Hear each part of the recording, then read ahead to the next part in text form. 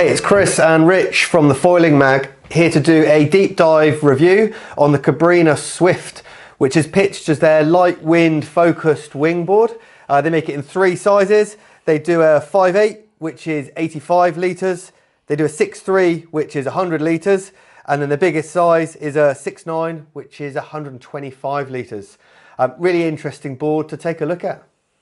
Yeah, this board's quite unique in its design features, I'd say. It's obviously taken quite a lot from the kind of SUP and downwinding scene. If you look at this kind of huge dome in the front of the deck, that helps retain a bit of volume in the board. And also sort of mirrored at the back, there's also this kind of protrusion here. And what this means is the deck is kind of dug out like a little canoe, and it gives you a little bit more closeness to the foil. Whereas if that volume was evenly distributed, this deck would be up in the same equivalent volume. So it's quite an intelligent design decision for a foiling board, I'd say. It's nice and sleek and narrow, just 19 inches wide, and it plows through the water sort of beautifully, doesn't it? It really does. So on the underside, the foil box has been pushed quite a long way forward. You've got a little handle here, which gives you nice balanced grip for carting it around the beach.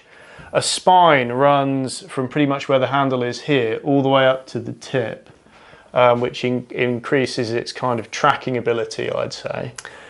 This is really interesting. Yeah, I thought this. That's quite a feature. Yeah, I found because it's really noticeable. You feel it straight away, and you can't miss it when you're looking at it. Yeah. And I found when you jumped on the board and you start pumping to get going, whereas other boards that might be narrow and quite flat would slip on the nose. Yeah. And they run off downwind. This tracks, and you can hold it the sort of direction you want really well. Yeah, really good directional sort of stability. The rocker is quite interesting as well, because it is more or less flat until here, and then it really drops off into that nose and along that spine. And again, if you're trying to get through chop, like that's exactly what you want. And this back section gives enough planing surface that it takes off very smoothly, I found. It was good. It feels quite unique, isn't it? Like it takes off really, really well, and this really helps with the track. But then it feels quite unique on the touchdown as well. And it takes a little bit of technique adaptation that on the way back down as it touches in, this grips. Yeah. And whatever angle it touches, it's going to carry on at. Yeah, where other boards might skew around a little bit, this just tracks. Yeah. It just wants to go one way. So you definitely got to get used to that, and there's a bit of technique adaptation that's going to happen, and either using the flat section or being aware of where it's going to go. Yeah, definitely. It feels stable.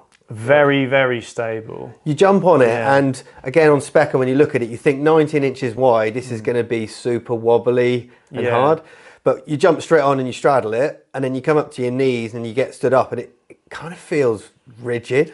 I think a lot of that is to do with that sunken deck feature, in that it's bringing you much closer to the foil and bringing the kind of the centre of gravity lower.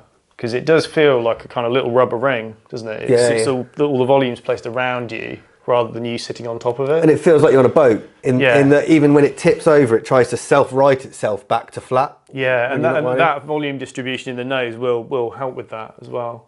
So even with me, so I'm slightly too heavy for it, I'd say, in 85 litres. So, but it would sit so nicely, even slightly under the water surface. So for me, it would just sit underneath a little bit. For you, it probably floated quite nicely. Just a bit, yeah. Yeah, so I'd probably, I think volume-wise, you're probably better taking either your body weight or slightly over that to get the most from this board, I'd say.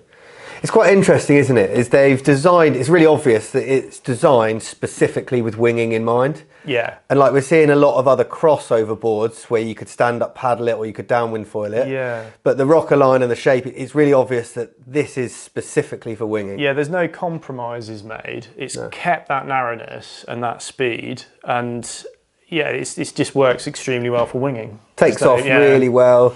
It feels lively when you're on foil. Yeah. I feel like you jump straight up, and there's a lot of depth here, but I guess because of that track position and because of that sunk deck, it's fun. Even though it's a big board, it's fun to ride. The fore-aft balance on it is really, really nice. And once you're up, it's only that, you know, in front of your front foot, there's barely anything really. It's like a little nose. And it's not too long a board either. It's like my normal wing board at 70 litres or whatever is about 5 foot. So you've only got an extra 8 inches on it. Yeah. So it doesn't feel massive. like a downwind board, you know, like a pure downwind board would. Exactly, and it feels fun. So if you're choosing where does it fit in your range of boards and maybe who's it for, I'd say it probably can't be your first board. No, too narrow. Too tippy, too difficult. But you might consider it as an addition board to get you out in lighter winds. Definitely. If you were travelling somewhere and you only could take one board and you knew the conditions were a little bit iffy, this would be perfect because you'd overcome any, you know, light wind scenarios or even like dense chop. It ploughs through that rather nicely. But you're still going to have fun. Yeah. You're not going to be on a big 7.5 foot board that's a bit sluggish. You can still chuck it about and have a great time with it. Yeah, it feels nimble enough. It just does what it says on the tin, really. It planes early, it takes off, and it doesn't feel too large. And again, the narrowness means if you're in a wave scenario, it's not going to catch too much. The tail's really slender as well. It's a really good design. Well designed, well thought out. It's Swift. It's Swift. It's the Miami Cruiser, and we really enjoyed it. And that's the Cabrinha Swift. This is an 85 litre, which is 5'8" by 19. Check it out.